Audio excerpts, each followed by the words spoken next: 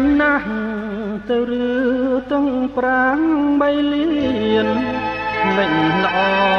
ត្រដោចង់មានឃើញប្រាំងស្រេកឃ្លានហ៊ានលក់កូនស្រី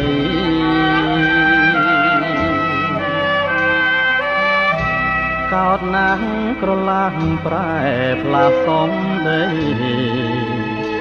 អស់ចារងការសងថ្មី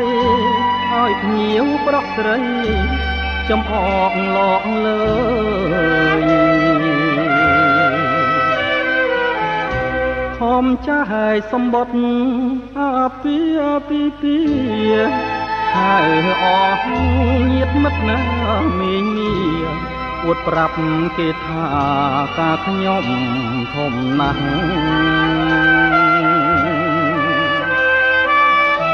ថ្ងៃលើកចំនួនគេជួនដេ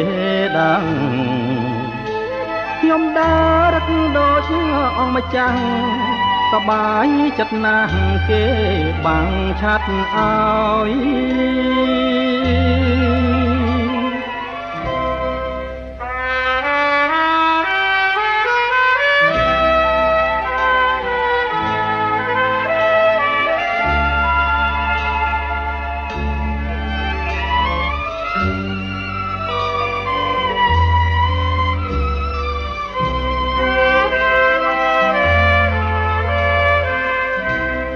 ក្បួនហា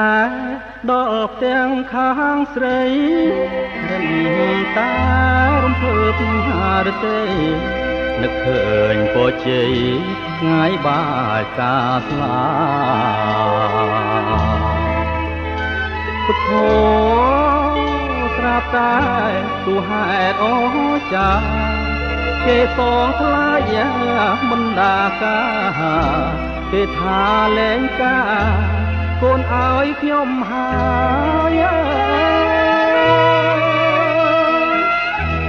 ឈូងដល់បច្ឆាគេថាមិនដុតគេខ្ញុំប្រុសណាមិនស្លុតខ្មោចហែទៅដុតហែខ្មោចមកវិញ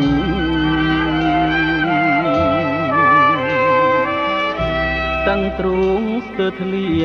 និយាយមិនចេញខ្មាស់គេពេញក្រុងភ្នំពេញតូមនិញនឹងឈ្មោះពួងម៉ាយខាន់ស្លា